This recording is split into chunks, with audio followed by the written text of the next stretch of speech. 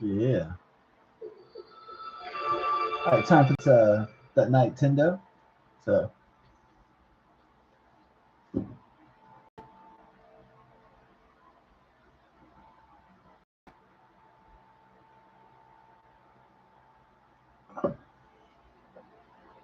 hmm, see what the. All right. Ooh, see if that arc is looking dope. Yeah.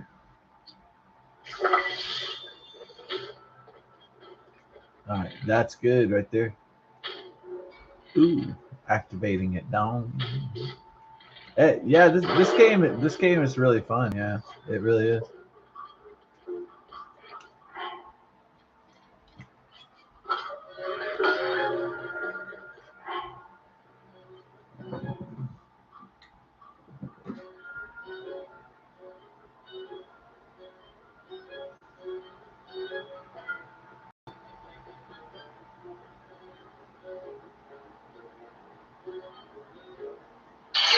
All right.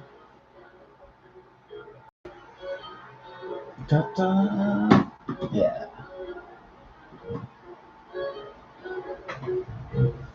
Yeah,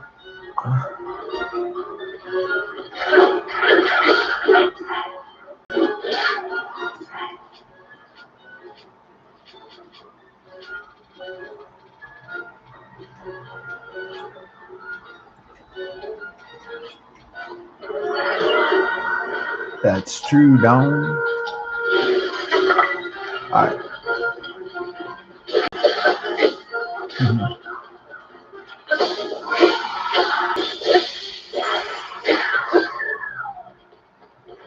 Oh, it it's like I love this sword that it has, these symbols and inscriptions in Helian, which is that really surprising that the Japanese would create, you know, kind of pictorial language like their own symbolic language like that. It's probably not surprising that they would create characters like similar to hiragana or kanji.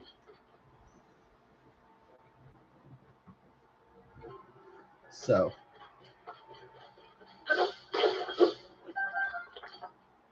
I feel like I feel like the original Legend of Zelda was highly um, I feel like it was highly designed for Western audiences, or to capture Judeo-Christian medieval mythos from England, uh,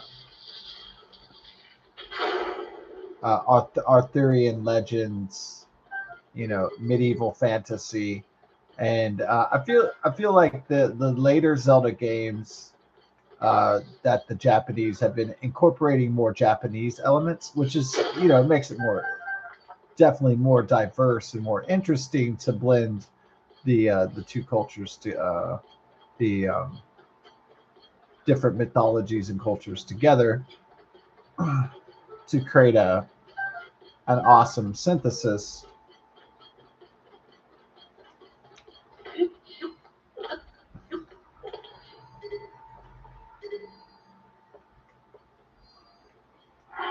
Yeah.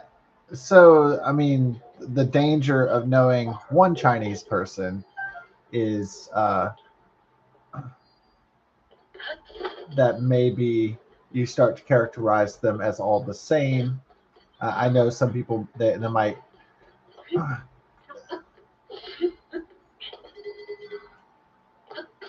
I would say communism is where that hive mind comes from. That's where the insectoid-like comparisons come from to the Chinese communists. I don't think if Chinese people lived in a very free society that they would be called insects and all these derogatory things, or be compared to, you know,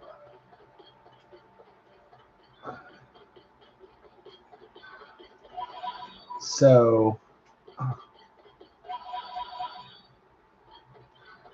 my comment about the Chinese that got so much attention is that if you ever play sports with Chinese people, you realize that they really hate losing and they really freak out. So if you want like a really emotional, gigantic emotional response from Chinese people, just beat them at a sport or anything. They're very sensitive.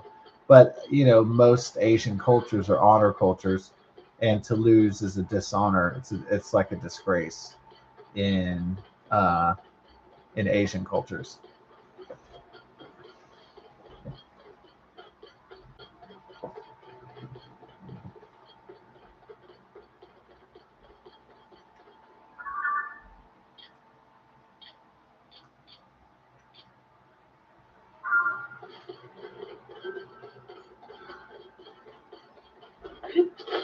So the Chinese Communist Party, since that's just a general Chinese trait, is to not like to not uh, accept mistakes or failure, and to not accept the reality and the truth of those things, and to. But the issue is that if you never accept defeat, then your enemies will not take you seriously. And number two, it's too prideful and it's just doomed for failure. So that's the issue with not accepting flaws and limitations and things of that nature. Um, it, it's not very constructive if people do not acknowledge their problems. Uh,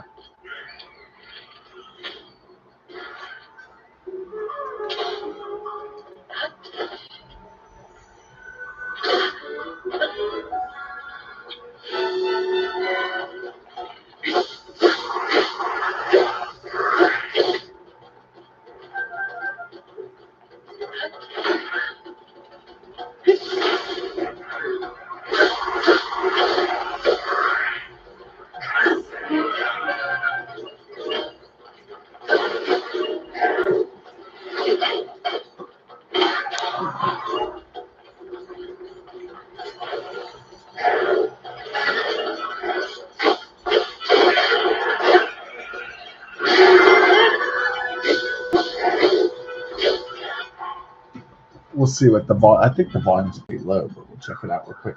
Yeah, it's just like 14. That's fine. All right, let's do that. Okay. Two lady is still in the living room. That's fine. That's her prerogative.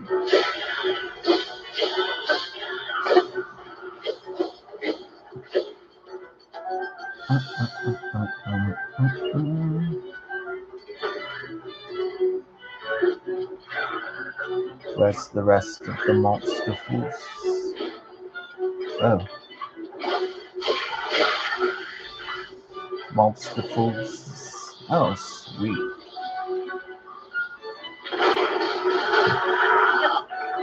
Nice. Whew.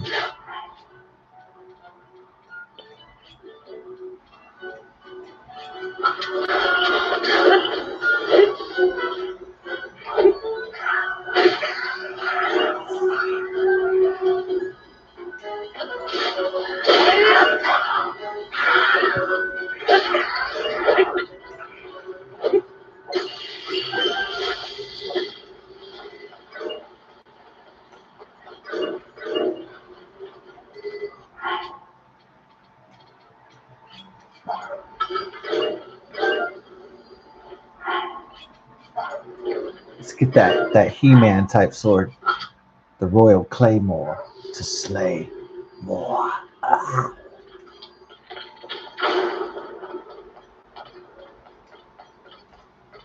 You sure about that? Ah.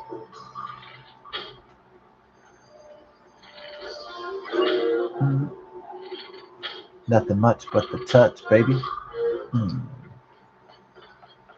Where are we? We're in the somewhere.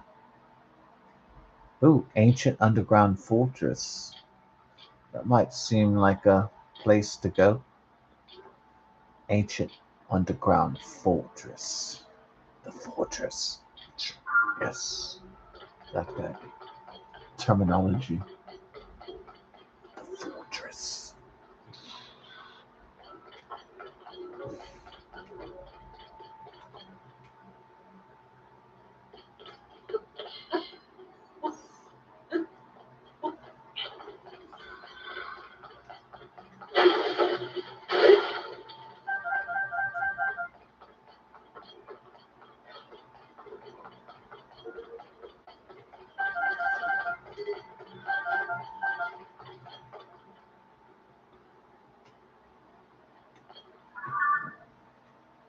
We shall travel to this fortress.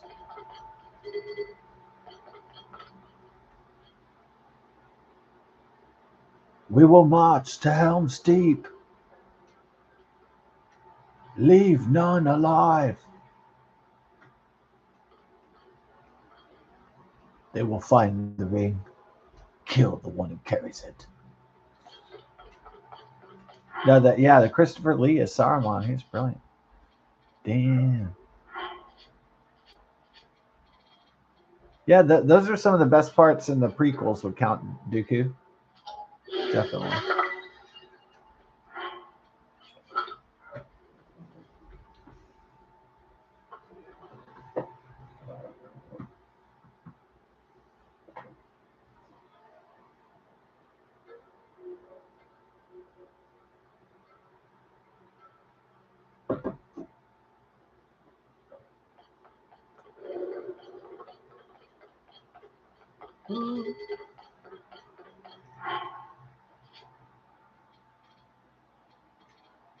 We will have to cook some food eventually. Let's do that in a more familiar setting. Mm-hmm. Yes. The boomerang-a-tang. Make some deadly boomerangs.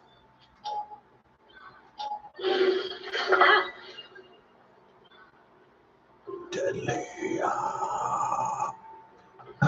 Okay, so it was on the FDA website. Yeah.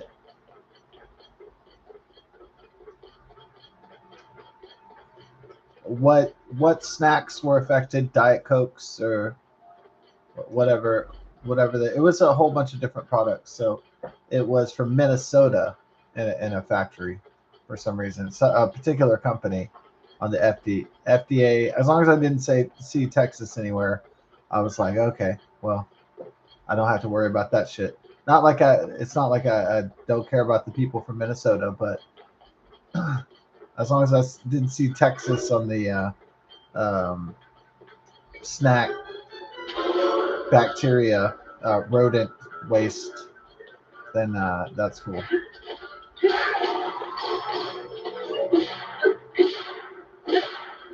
Oh, that's a strong boomerang. Huh? Boomerang. Yeah, I saw that where they put Donald Trump. They put his face as like it was really kind of funny that they super they made it Donald Trump, but they made him into a orangutan, and I thought it was so funny that I know I'm almost certain they used AI to create that.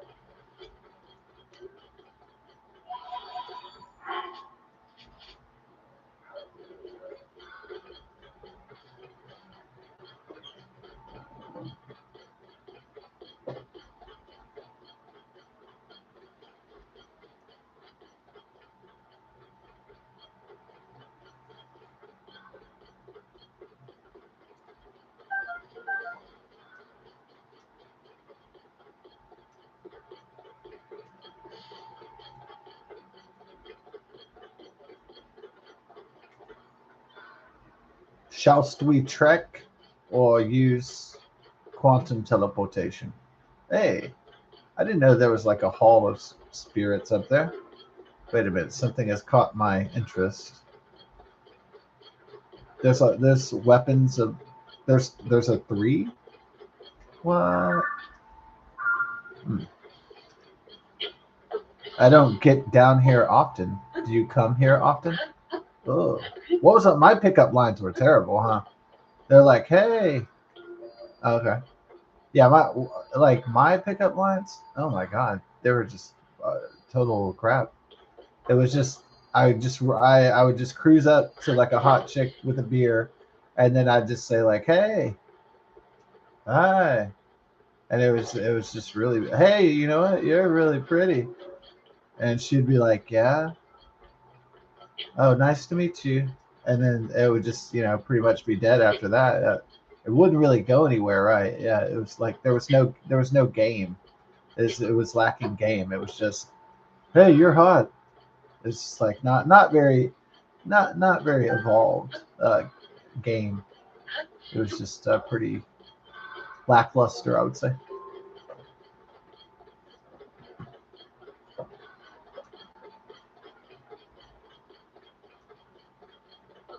It definitely wasn't the kind of skill you would need to get laid. It was pretty terrible, actually. All right, let's go to Ancient Underground Fortress.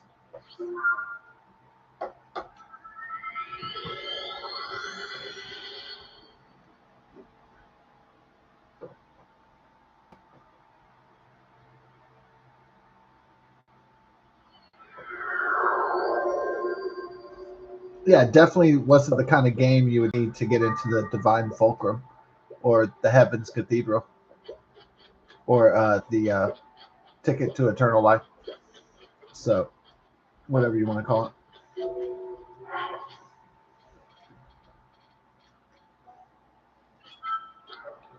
Uh, Divine Fulcrum will work.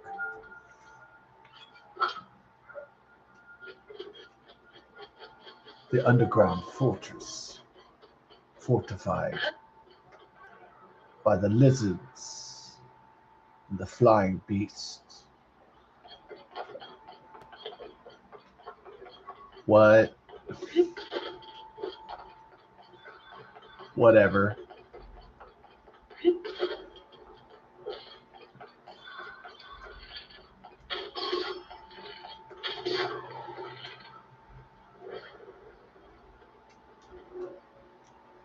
The Minoc. You hear the boom.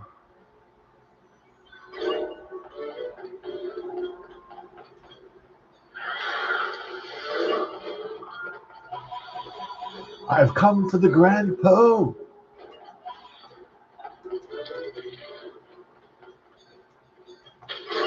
Ooh. Pika shoot. Pika poot.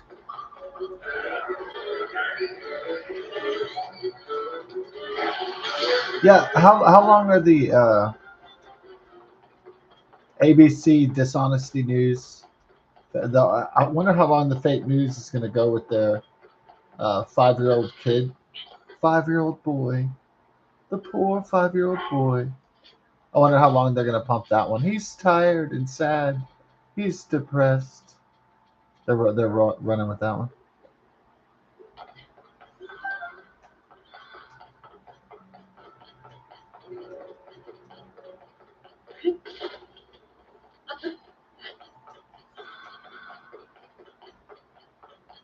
All illegal kids, if they get sad and depressed, need to stay in the country, I guess, even though they're not supposed to be here. Anybody who gets, you know what, they should just make a rule. Anybody who gets sad should be able to stay in the United States, even if they don't belong here. Is that what the Democrats is that what CBS, ABC, and NBC, MS Now, and CNN are suggesting?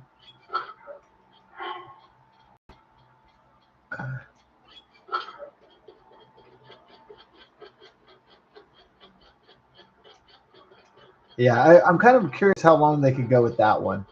I mean, I get the why they're trying to keep the Alex Predator and the Ashley No Good up to no good stuff going because Jacob Fry and Tim Waltz and Ilhan Omar are in a lot of fucking trouble for that billions of dollars of Somali illegal aliens fraud schemes. They're in deep shit for all that.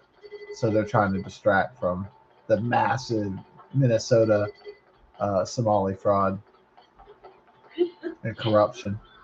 So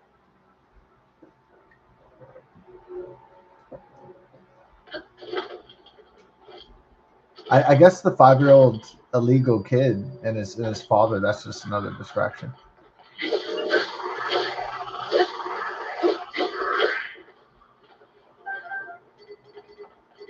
But oh man, when people figure this out, oh shit.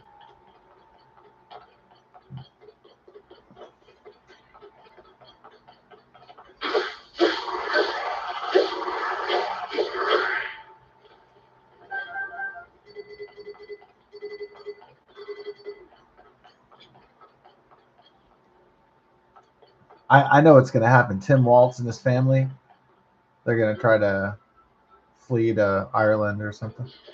They're going to try to flee to, or they're going to go live with Rosie O'Donnell in Ireland. Try to escape the Department of Justice. Try to ride out Trump's presidency.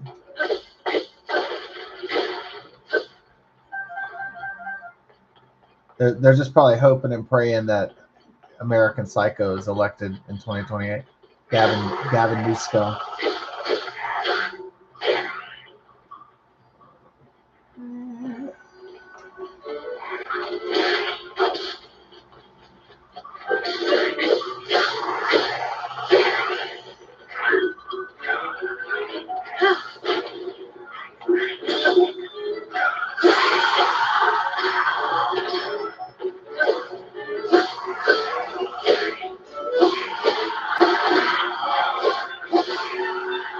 Cool. I do have something for these fellows.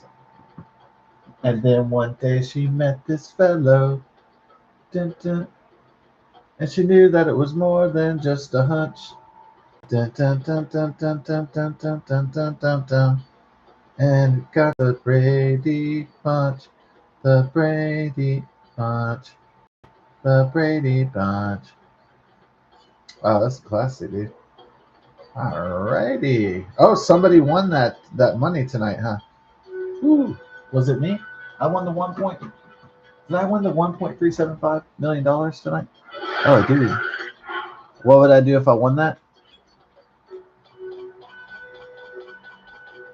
Pussy. Yeah, there you go. Okay, well that's creative.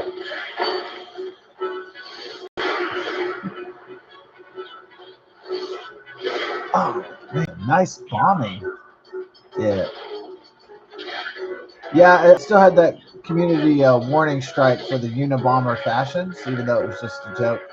They said YouTube community guidelines said that was advocating terrorist organizations, but I don't know if YouTube Google Alphabet knows this, but Unabomber wasn't an organization or a terrorist organization. It was one man. Yeah. I tried to appeal it, saying, hey, this is not a terrorist organization, it's a guy. And plus, it was a joke. Oh, well.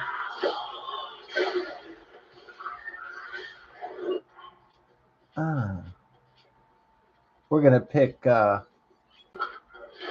important hills to die on. Oh.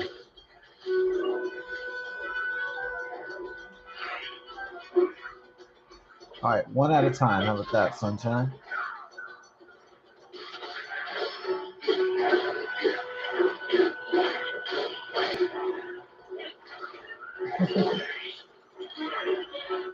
Well, this is quite the monster battle against the monster forces. It's probably time to bring the lightsaber out, huh? It's time for Luke Skywalker to go to work here.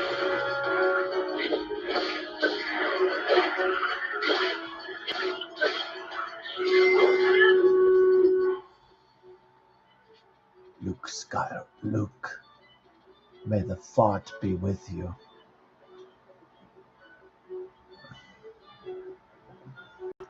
But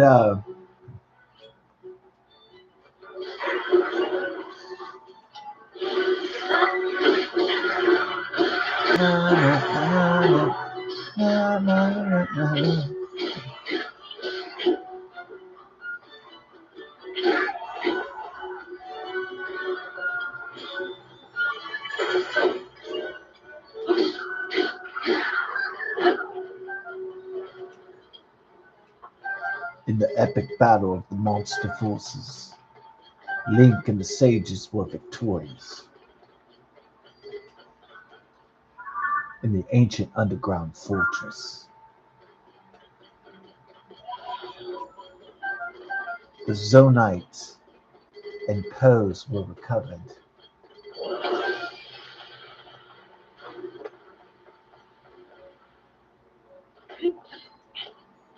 And the treasure of the gods was acquired. No, maybe not that one.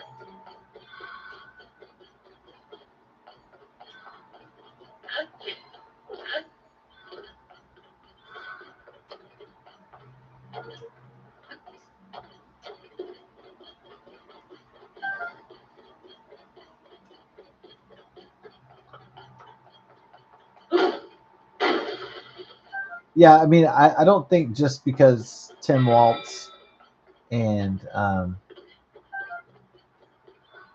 Jacob Fry and Ilhan Omar, it doesn't matter what they do to distract from the Minnesota fraud. I think Trump and Pam Bondi and the DOJ are going to come down hard on them.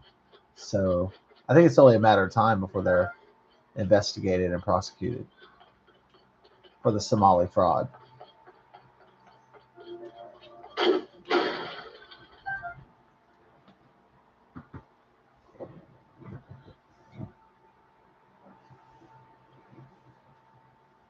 So I don't think that stealing $9 to $19 billion from Minnesota taxpayers is going to just be like swept under the rug overnight.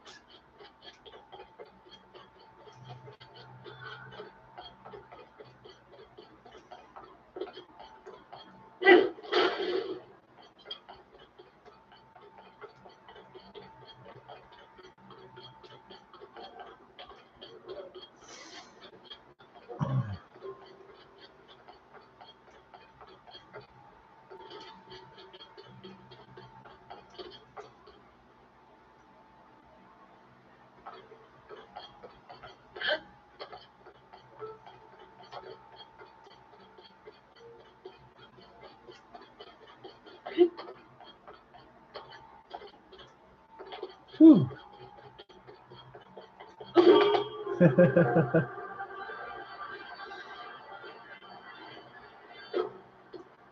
Da-na-na-na.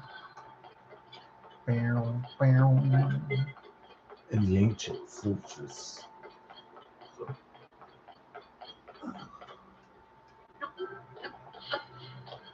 Fortress.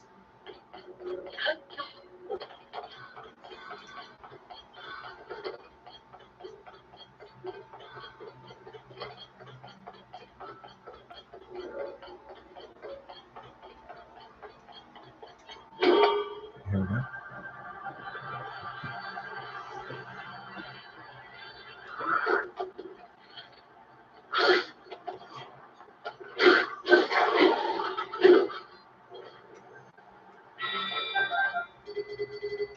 Your etiquette was inappropriate.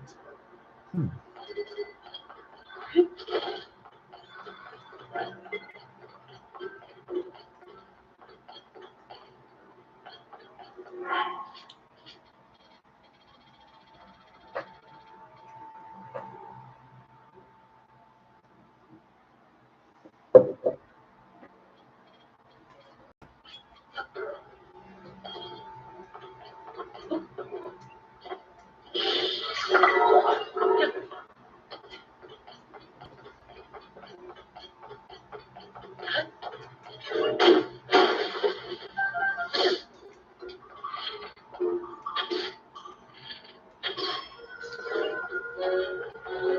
shellacking.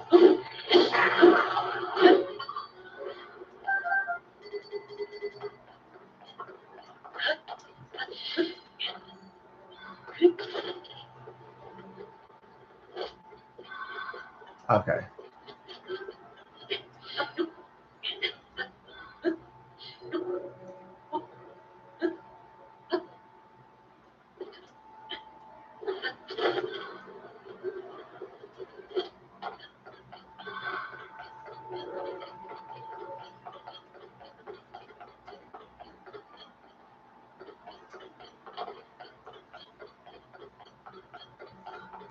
Well, I was hoping the AI prompt for Big Fart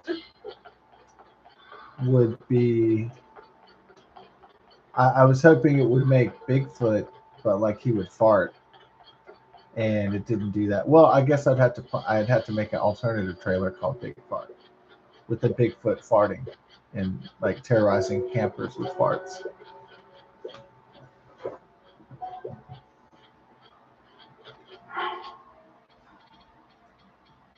Big Fart.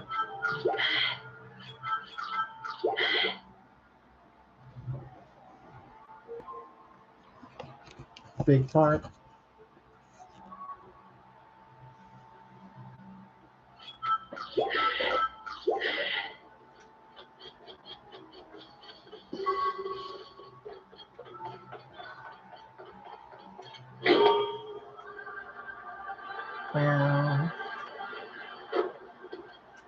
Ah. The rest of the way we can just electric boogaloo out of here.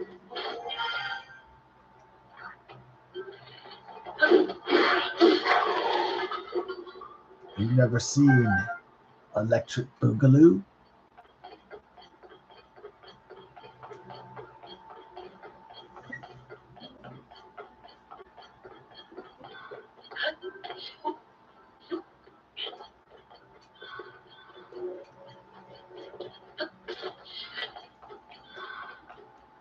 Yeah, I think Phil like goes through different, mood swings since he's 90 years old after 2 strokes, and he goes through different states. Like every single day is like a different state of mind about a situation. So it's like what one day it's oh my god, I'm old. Like some days it's like shit, I can't do a damn thing. Like it's sad and it's resigned. And then some days it's like he's just like what then there's like tired. There's like tired day. And then the other personality for Phil, the 93-year-old neighbor, old neighbor, and friend of the family and friend of me, is okay. So the other two personalities, okay, the I can't get shit done, the depressed, I'm old, oh fuck. Like there's that character, and then the other character is like um tired, like out of it, like and then the third character is lucid, like hey, I'm with it. Yeah, I know about that. Like it's really engaged. So the third character is more optimistic of all the characters. It's the most what they would call lucid of the characters.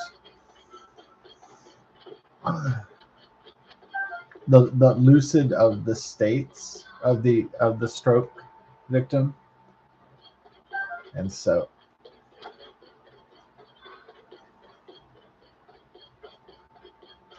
but it's better than the God kill me depressed state. Like please wrap up this misery. So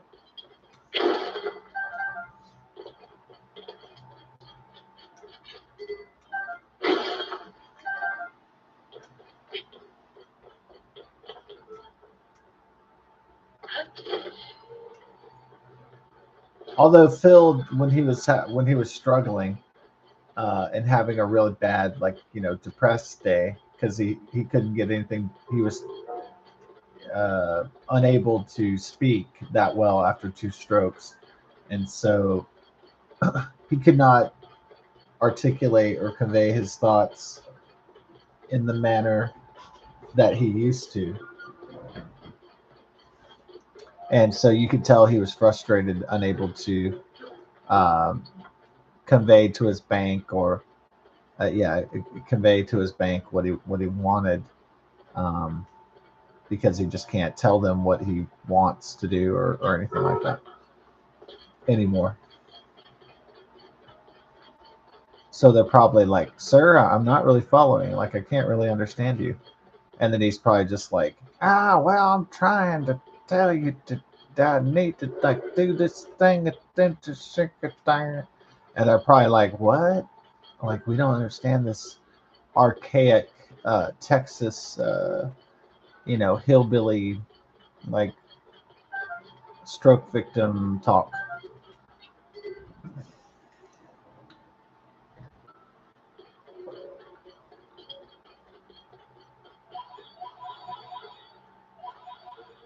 Time for blood. Oh, thank you. What a good friend.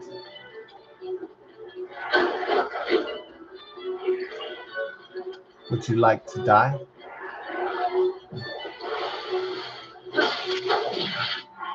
Welcome to the team. Okay. Probably try something like the hammer or the boomeranger. Let's try more marble and hammers. It's hammer time. Okay, then we'll switch to the. We do have a impressive arsenal of boomerangs.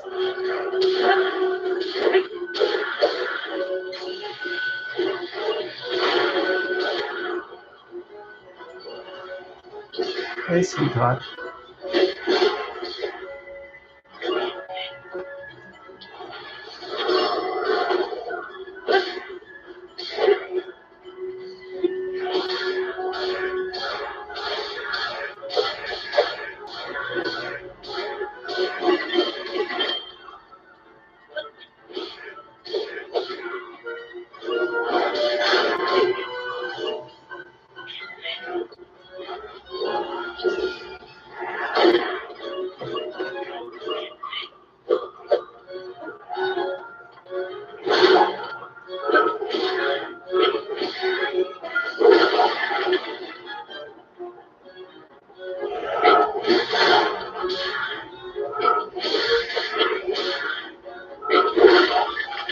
That's a rowboat battle.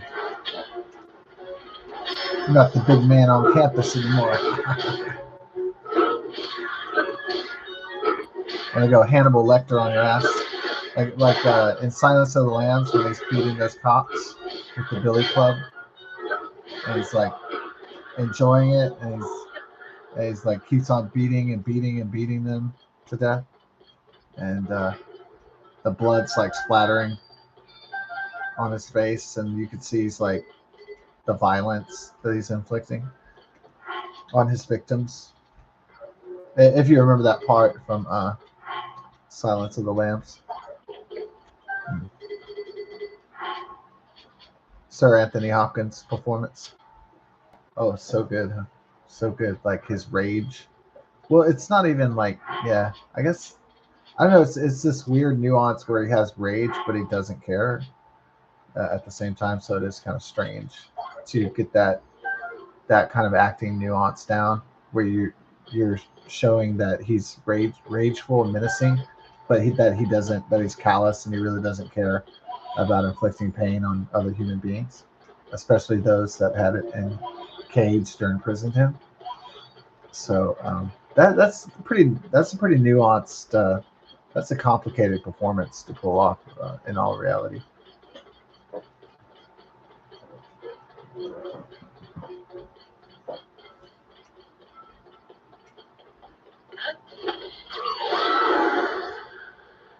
Uh-oh. We've wandered into the volcanic zone.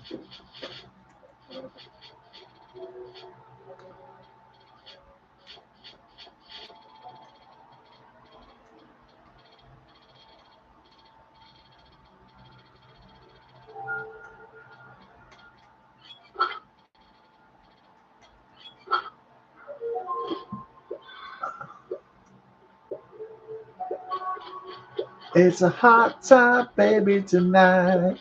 What's that? Is that like Diana Ross or something? It's a hot time, baby, tonight. Like some old like disco song or something. It sounds good. Whatever that the old like like the old black lady singing in the disco. Like that shit sounds great. Get some hot stuff, baby, tonight. That shit sounds good.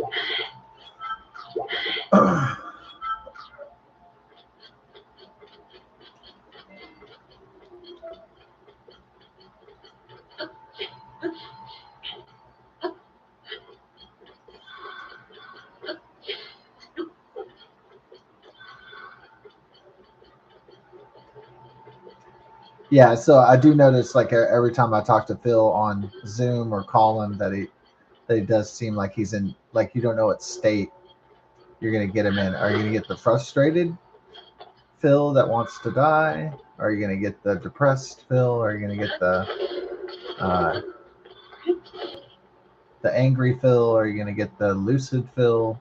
Are you gonna get the you know it, you never know what character is gonna be on the line or on the Zoom call, as it were.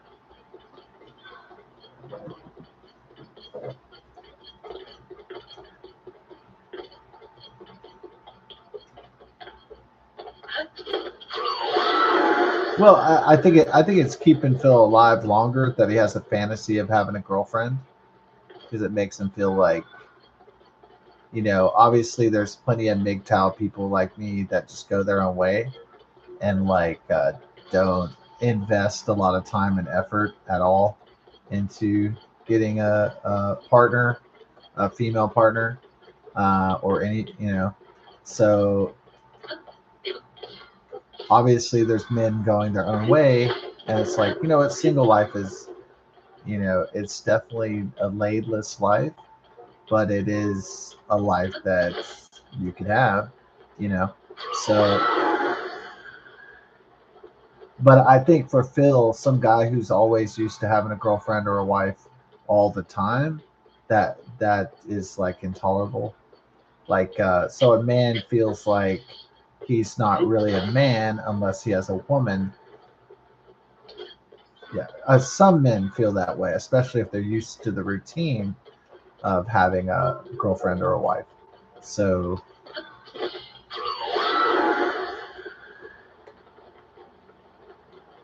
Phil kind of found this like predator lady that was in his senior apartments, and he kind of fantasized like it was his girlfriend, and she kind of played along so she could get his money or his car or whatever. And he was just like, as long as I can, maintain this fantasy that I have a girlfriend, that's we really, definitely nothing sexual going on. But if she kissed me on my cheek every once in a while, then he could say, "Oh wow, I'm a real man. I got a woman, in my life," and so he could like have that fantasy to keep him going.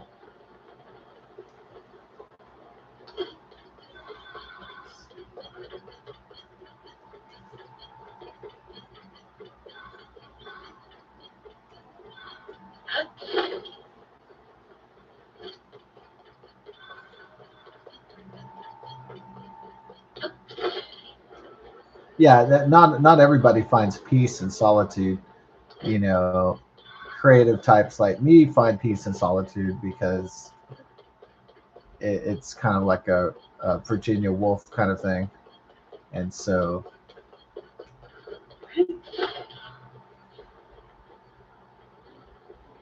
dealing with the 8 billion people on the planet Earth is a lot more painful than solitude. But for some people, solitude is agonizing. So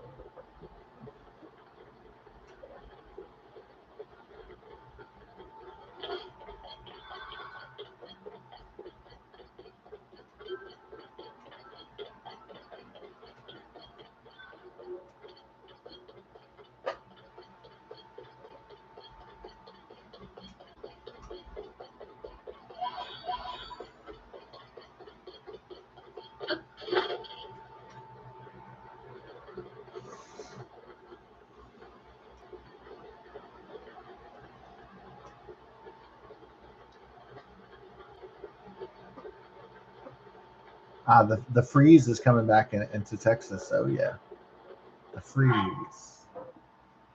Going to see what the it's going to go back into the 20s at night. Ooh, going to be cold again. On the cold again. Do do do do do do do. On the cold again.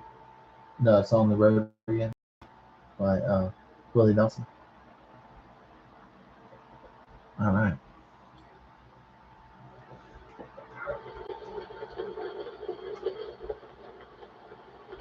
Well, my aunt could finally get out of the ice. So my aunt and uncle in Benton, Arkansas, they can finally get out of the ice and go to the pharmacy and go to Walmart. Yay! They can make it to the Walmart again.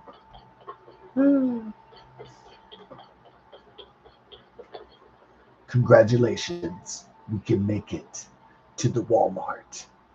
Fuck yeah.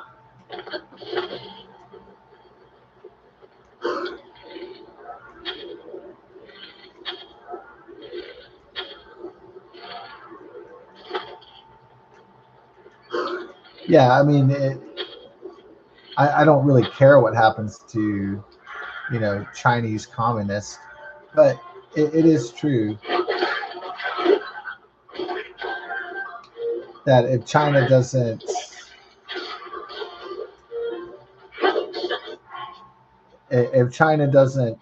address its problems, if the problems are ignored, they'll just continue to get worse because the people don't have any freedom to yell at their government and tell them to change. So, sucks to be Chinese right now, unless you're a Chinese American.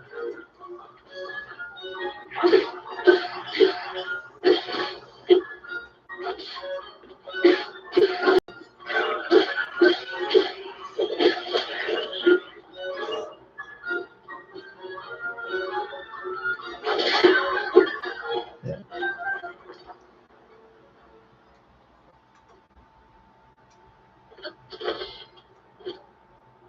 So I'm not saying that people should aspire to be a loser, but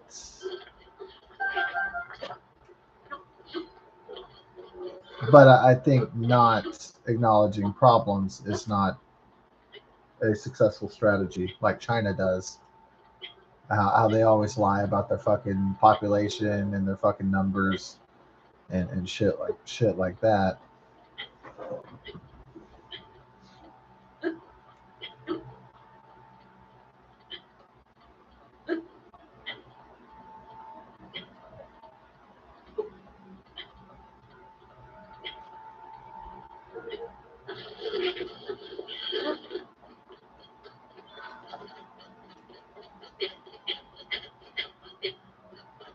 So the Chinese would be prideful and stubborn, and they would not admit that they lost. And so that only works to the advantage of their enemies.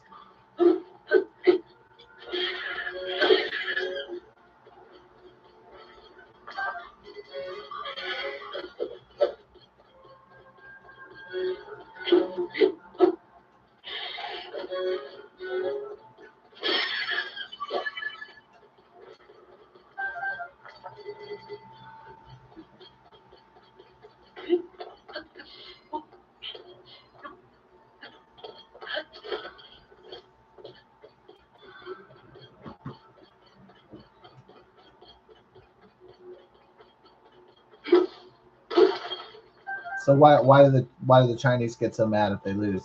Because most Asian cultures are honor cultures, and honor cultures, it's a dishonor to lose. So it's like,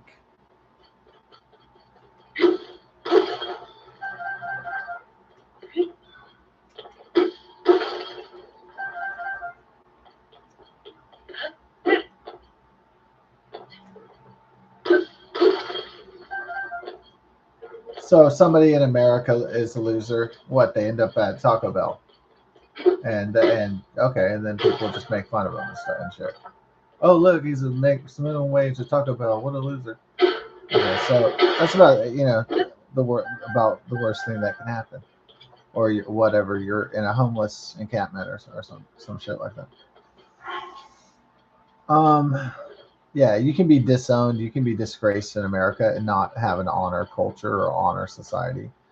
But I think it's deeper in Asian, because the concept of pride and honor, because losing is actually disgrace. It's a dishonor is the same thing as disgrace, and it's not like even that the disgrace goes down on the individual. It like ties into your entire family, and so that's why it's so um, it's so impactful.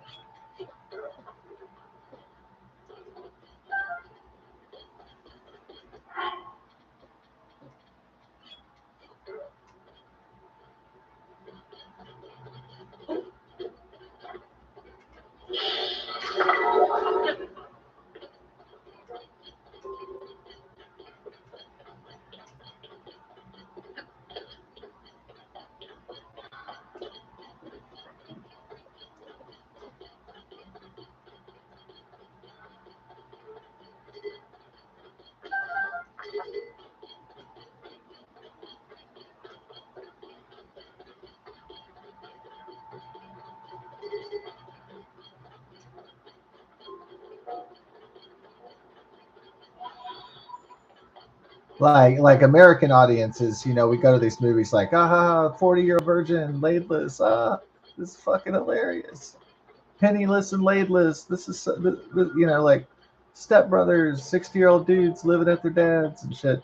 Like, we're laughing our asses off. It's like, we're watching Wayne's World and Step Brothers and fucking 40-year-old virgin. I don't know if people in China, if they actually find those movies funny. Like they just that they pay money to watch movies about American losers and incels and laidlessness and all that.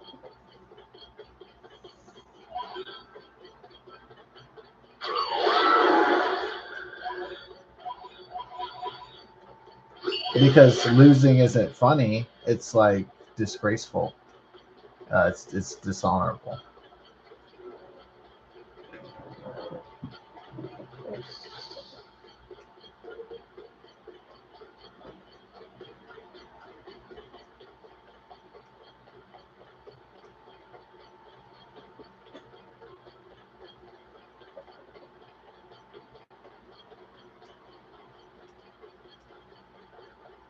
I mean, they don't usually make like comedy. I mean, even in the United States, they usually don't make comedy movies about homeless people. But I mean, there are certain limits to it.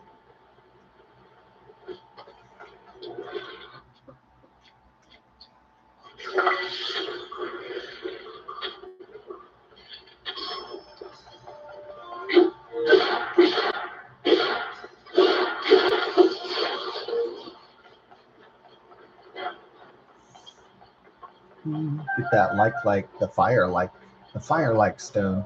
Ooh, he had some good booty. Mighty. Oh, we gotta get that. Gotta get that mighty zonite shield. A dragon destroyed one of ours, and so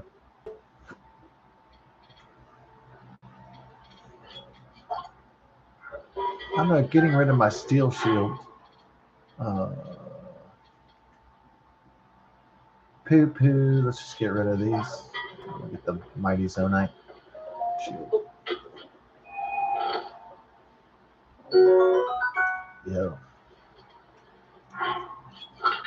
Yeah. Got. Yeah. Ah. We got it back. We'll go ghetto. We'll go to the steel shield though. All right. So what we got here is the wheels.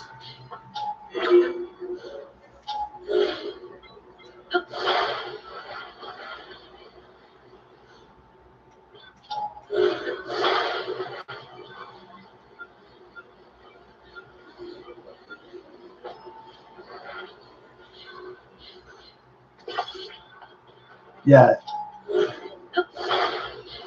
I know they have videos now, like the Astrodome is like the ancient pyramid of Giza or some shit, where they have the YouTubers break into the Astrodome, and like it's like some ancient wonder of the world, the eighth wonder of the world.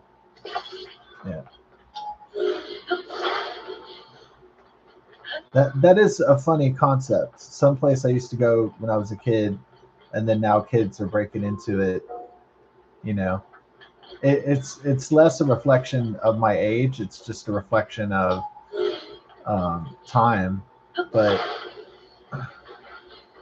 so I don't find it personally insulting. I find it kind of interesting. It's more fascinating of a phenomenon of time. That's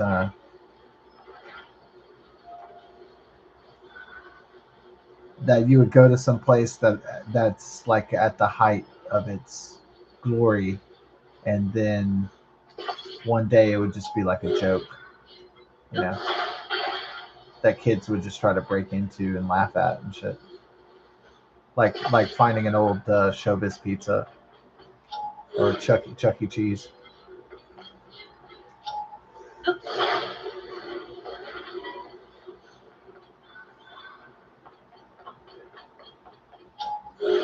Like the mysteries of the abandoned nostalgia, abandoned relics.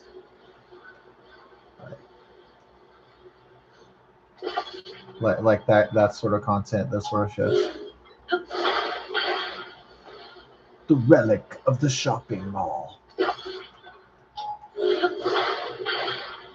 Okay. Uh, if I try it, like, there you go.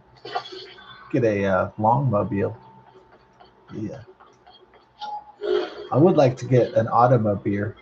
Automobile. Yeah. Automobile. I know what I'm do that.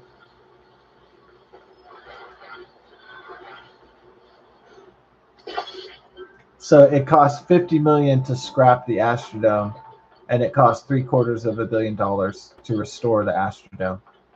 So fiscally speaking, I kind of know what the city of Houston is going to do. The choice seems kind of obvious, right? Spend $50 million ripping it down, leave it abandoned and like a joke, or spend $750 million to restore it as some sort of uh, yeah, just a revitalized space that will enshrine itself in Houston history for another 100 years or something like that. Hmm. Well, what do I think that the city of Houston's going to do? Probably just rip it down for the 50 million. Or if they're really cutting costs, they could just not do anything at all. Just let it sit there, let it rot in time. Just let it fall apart. Yeah, that's also something to do. Save $50 million, do nothing. Groovy, groovy. Well, I don't think we need that on. All we need is this four-wheel drive. For wheel.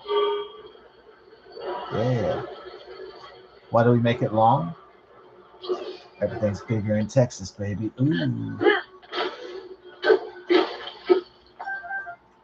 Like Robin Hood, Prince of Thieves. It's not because it's so short. It's because it's so long.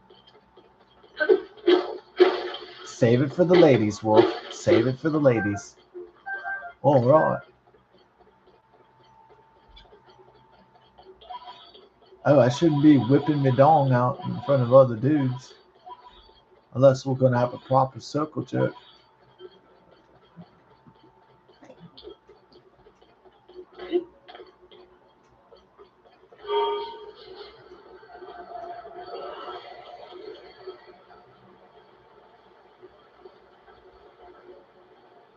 Oh, we got a station over here.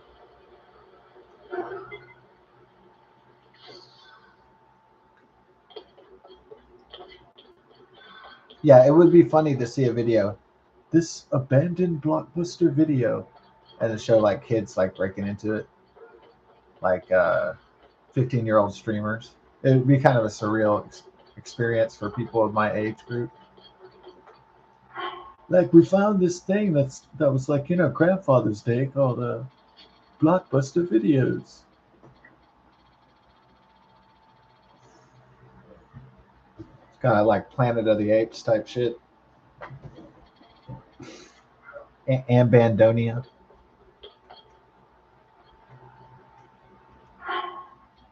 That was like my favorite place to get old computer games, old DOS games. It was called Bandonia, and yeah, I had fun with that for a while. I don't really have the time to play you know every single video game ever made. I wish I did, but that's what a lot of people my age tell me. Like, especially if they're super busy and they have like you know like like a really busy career, wife, and like 3 kids, and a house mortgage. They're always like, "Oh man, I wish I could play some video games. I wish I had time to play a video game sometime."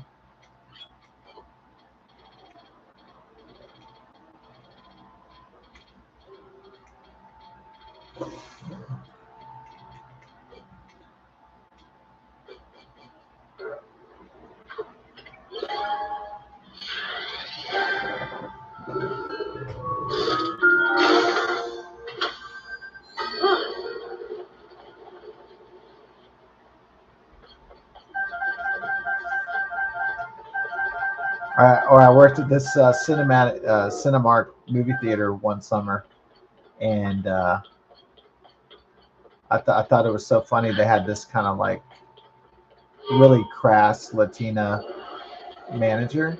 This Was she kind of hot? Uh, I guess. I mean, for a fuck, yeah. I mean, I guess she was. She wasn't unattractive.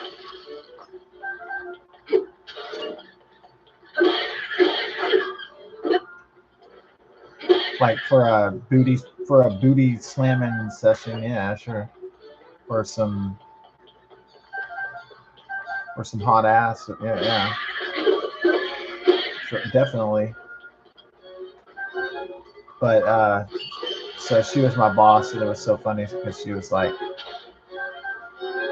"It's so busy, I don't even have time to take a shit." I thought that was so funny. It's so busy, I don't even have time to take a shit.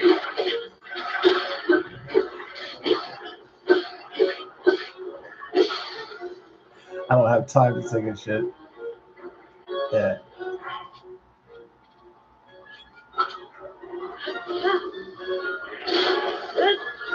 Maybe I almost feel like I should have worked at that movie theater longer, but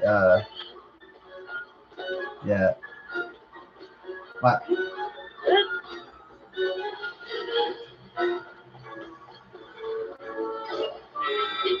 no, oh shit. My time at Cinemark theaters wasn't because I was drunk or anything like that. It was or on uh, it's basically like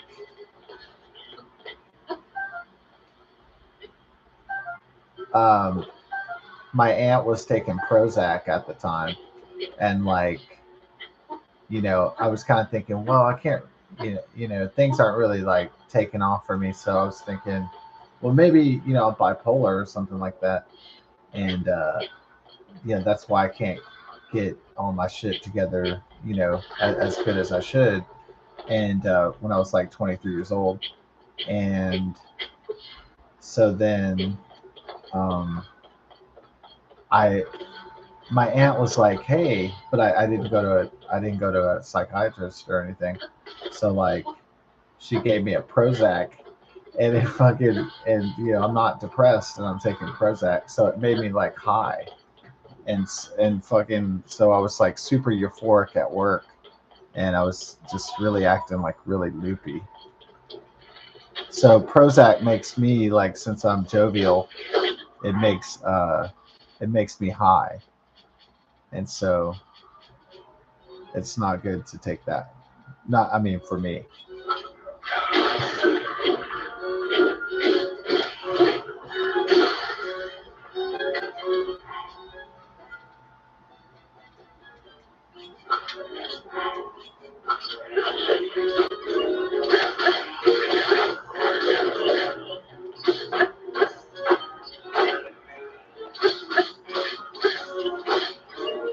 So the moral of the story: don't ever take medication without a doctor's prescription.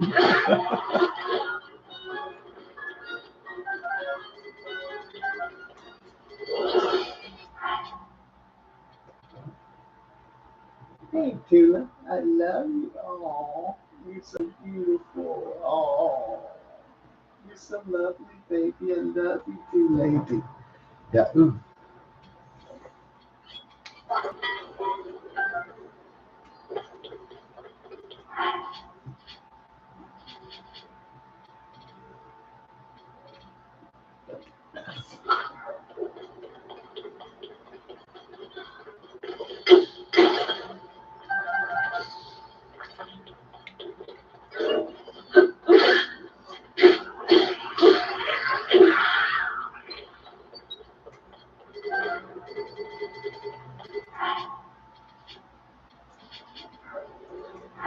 Yeah. So I mean, a lot of people.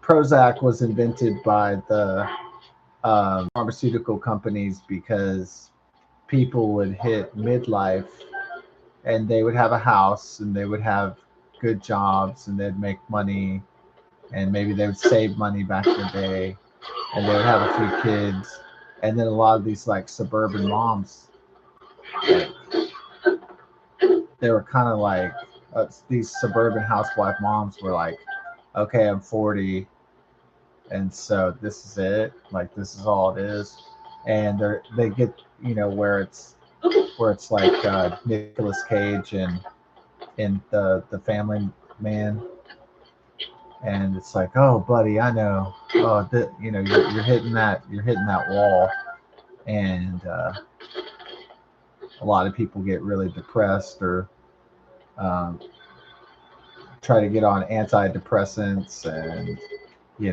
so some people after 40 they just start just rocking the booze real hard. That happens too, like the wine moms and shit, the lushes, and so I'm not exactly knocking them. I'm just saying, like, that's what happens. Some people, when they hit like middle age, they're like, this is it. This is, I'm depressed, and the pharmaceutical companies just, they figured out that if they, made happy pills, that these people that are supposedly have it all but they seem unfulfilled will buy their product and eat it like candy, and they were right. So they made a fortune off Prozac and antidepressants.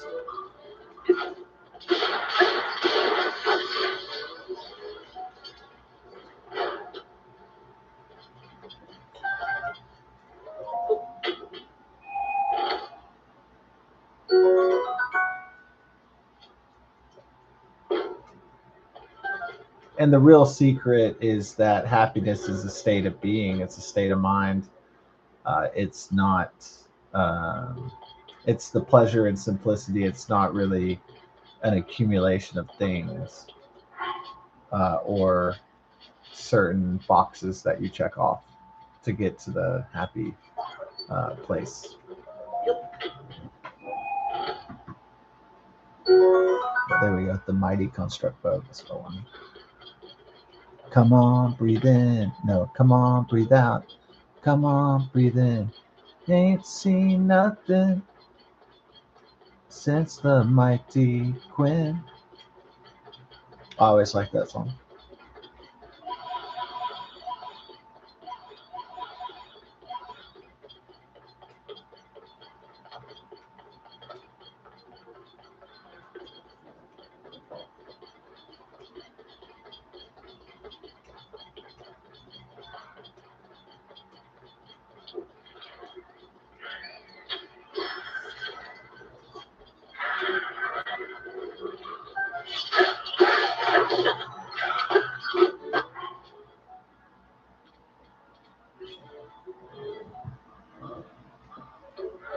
So at first, people sought happiness through money and the accumulation of material wealth. That didn't work. Then people, when consumerism didn't work, then people turned to the pharmaceuticals, the antidepressants, and other means of, you know, intoxicating escape, whether it's, drugs or alcohol or whatever. That's more like an old school one.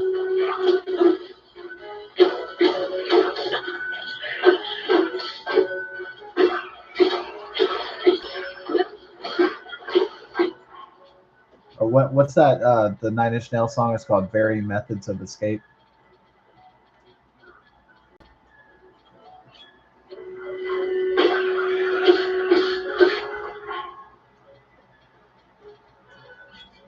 It's time for the lightsaber.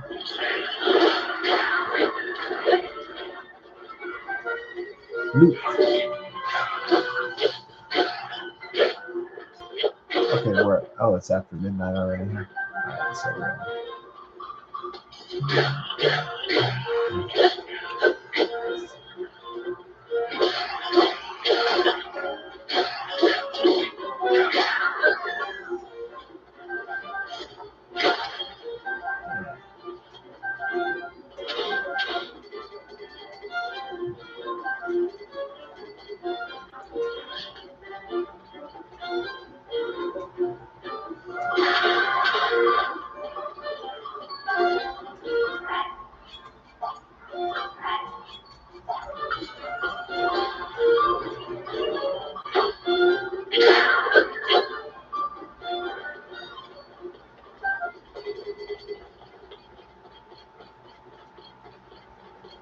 yeah, one day I was walking through my apartment complex, either walking by myself for exercise or taking out Bella, and I found this bag of pills. It was just a plastic baggie of pills, and I did a stupid thing. I touched it, which that's really dumb to do. Cause I touched the bag of pills. That was a really stupid thing for me to do.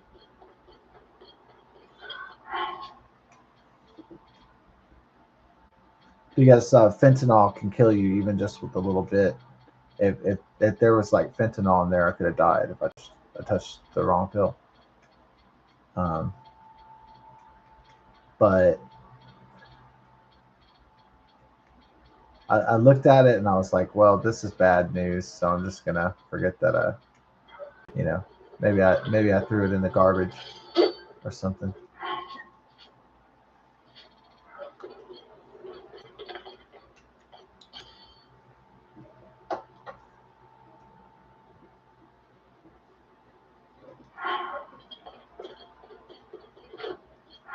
The Coke $100 bill was really cool.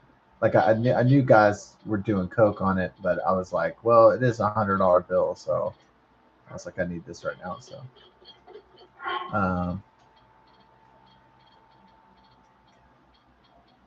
I found it to find up a rolled up $100 bill. I thought it was highly unlikely that I don't even I don't even think that far back that fentanyl was even heavily in the country. I don't believe so.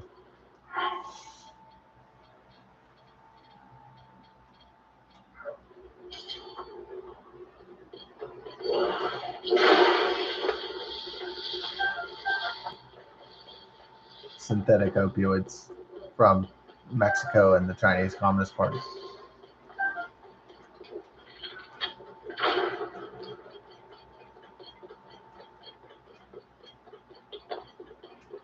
Yeah, so the chemicals that are needed to produce fentanyl are sent from China, and then the Mexican drug cartels they create the quote unquote the synthetic opiates, the product, as it were, to sell to Americans and get them dope sick and overdose and die.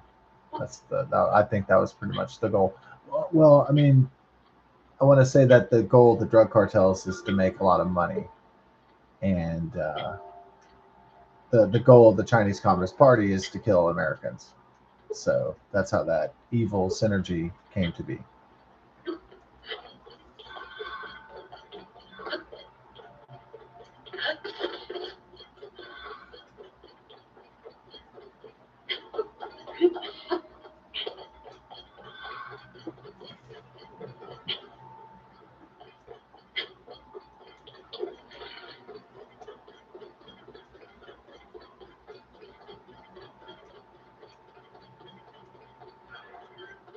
Come to Pepe.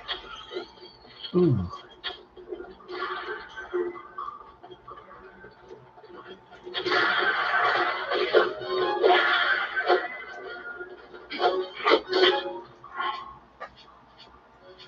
Getting my Zonite shields in effect. Hell yeah. Get the Zonite. Coming with the Zonite. But I'm not playing Fortnite.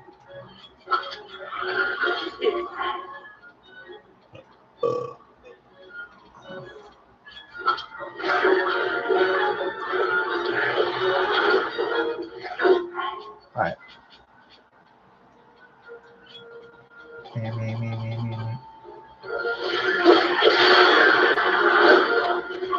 Gotta get out of here.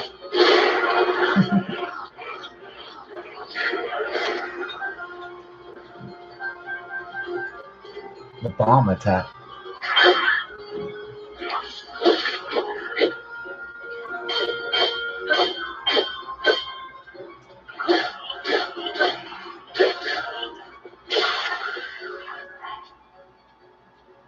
Let's go to Area 51. Ooh.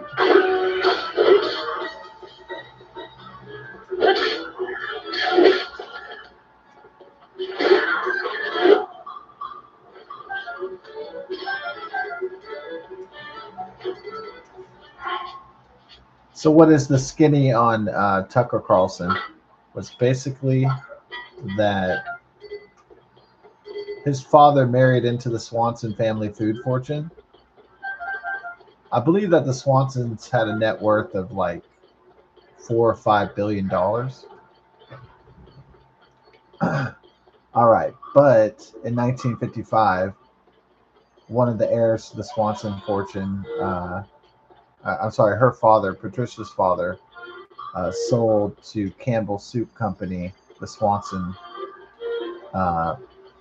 brand and the business interests. So, yeah. But how much money the heiress had, though, already, is kind of unknown.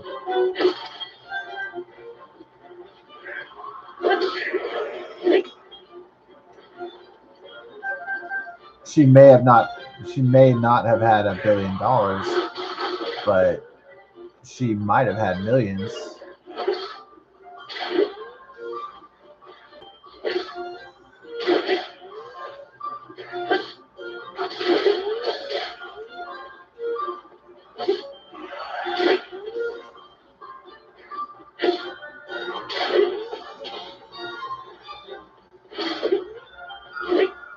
So because every shot I've seen of Tucker Carlson, he always looks like he's like having a great time, and it just seems like it seems like his life was like hardship free. It's not like I've ever seen him, like down and out working in a factory or something shitty. And it's always him smiling and having a great time. It never looks like there's any kind of struggle happening financially or any other way.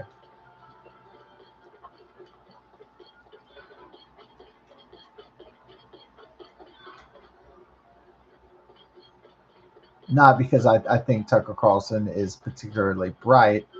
I think he's just really well off. Is why his life seems to be pretty struggle free.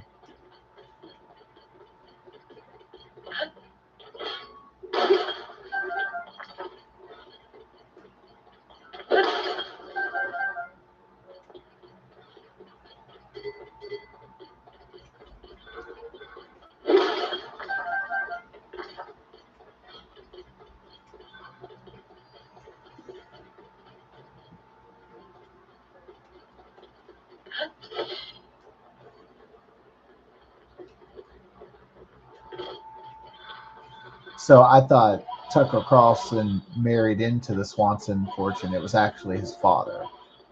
So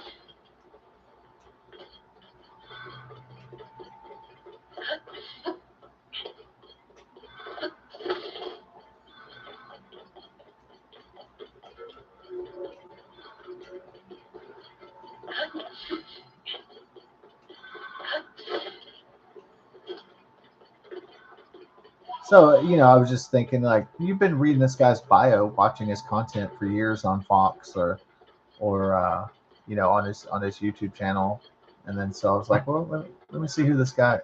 Just out of curiosity, like read the bio, just out of curiosity.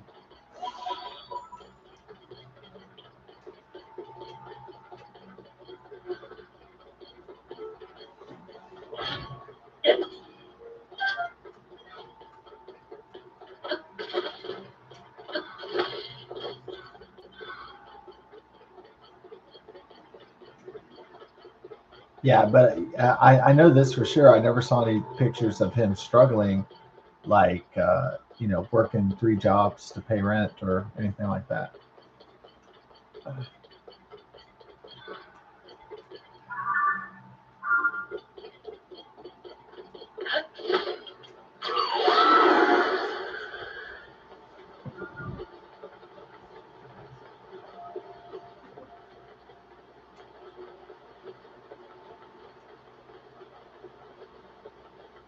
Ah, nice flight pad.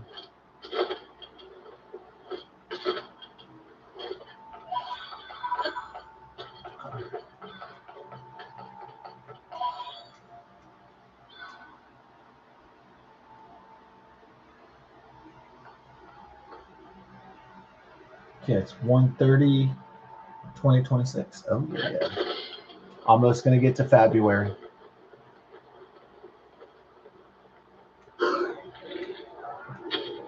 Yeah, my friend said check the moon, and I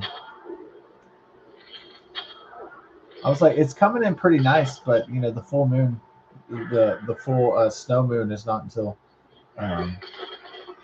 Sunday, or at least I can't get any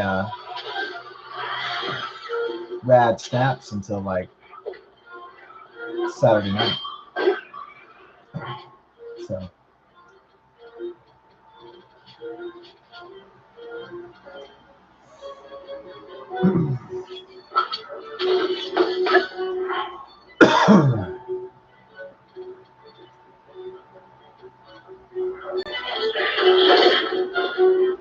oh wait.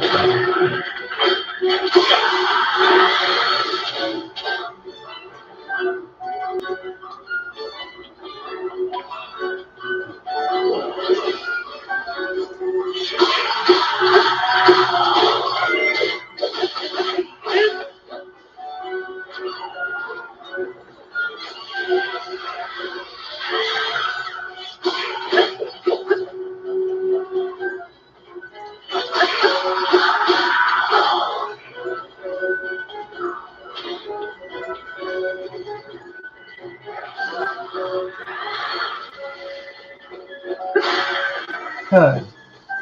Nice. Ooh.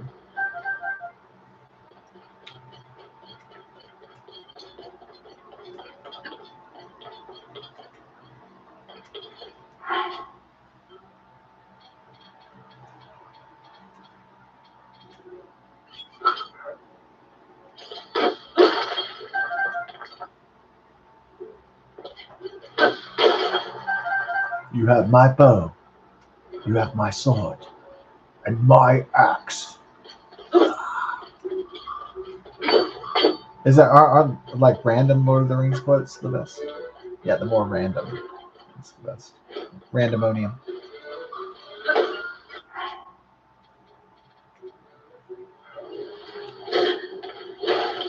Oh,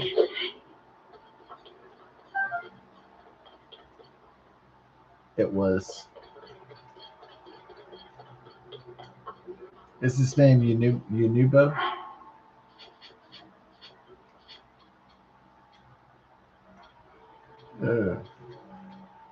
Yunobo.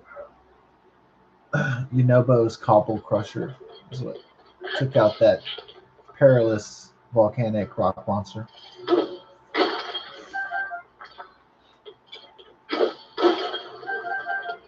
That was quite a perilous monster, for sure.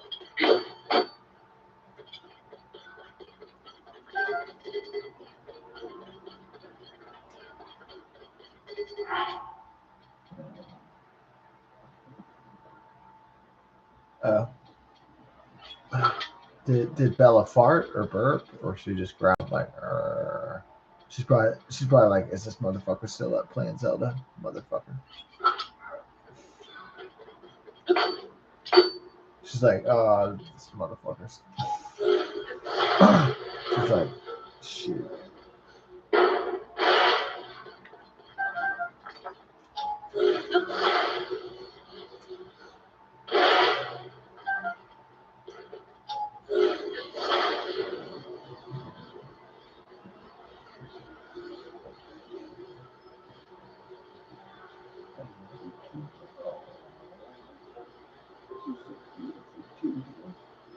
Deep love.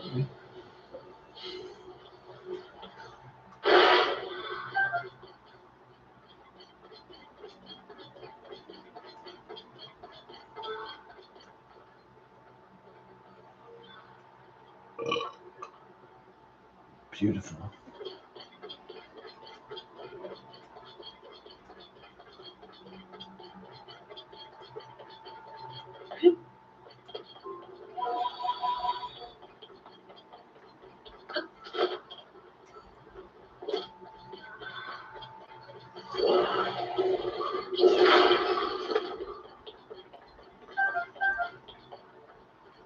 Whoa, amber is the color of your energy.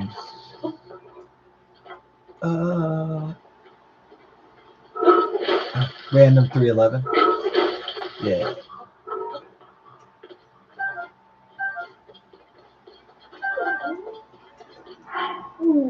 Oh, too. I love you too. Don't worry. Okay. You need a good belly rub? All right, baby. Look at your big belly rub. Yeah. Okay. Ooh. You get a chest rub and a belly rub. Uh-huh. Yeah. Mm. Yeah, there you go, too. All right. Hope you had a pretty good chest and belly rub.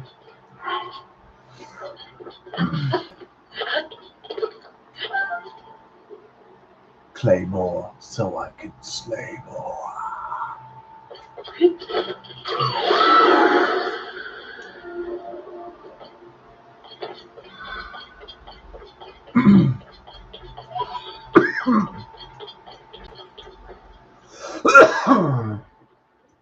Yeah, we're gonna vibe out. Yeah, put on Dune, so I'll definitely fall asleep.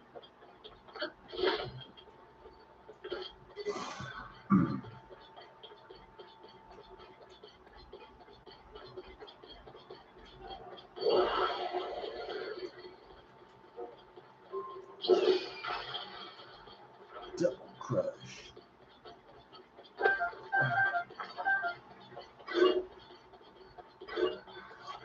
Come and get your love. Come and get your love. Come and get your love.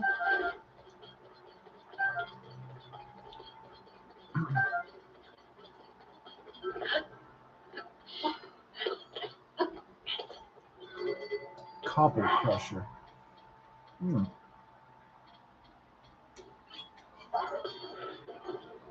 Bring me the crusher.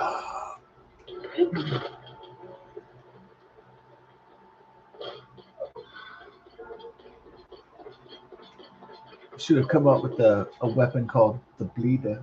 Oh, hey, Tila. Okay. All right. I leave you. I left you hanging with the belly rubs, huh? All right. Go ahead and. Hmm. Save it up. Good night. God bless. Best of success. Tula needs her belly rubs. So.